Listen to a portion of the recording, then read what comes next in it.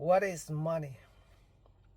Money is made out of steel and wood, and if you use this is a powerful tools for a human being, and this money, it can helping you easier your life, and it can make worse of your life, and it can make the money, if you use this one too, it can make longer your life, because once there's a guy's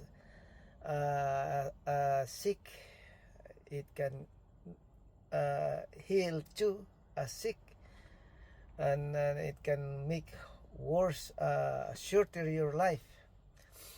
And people around the world, they thinking they grab all money because they keep it. No, nobody can take it, the money, into your grave. You are born to nothing, naked. You are go back to the grave with nothing. So poor and rich, they are all the same. We are all the same, living on earth. So the most important things to do: be kind and be goodness to your neighbors. That's all about money, my friend.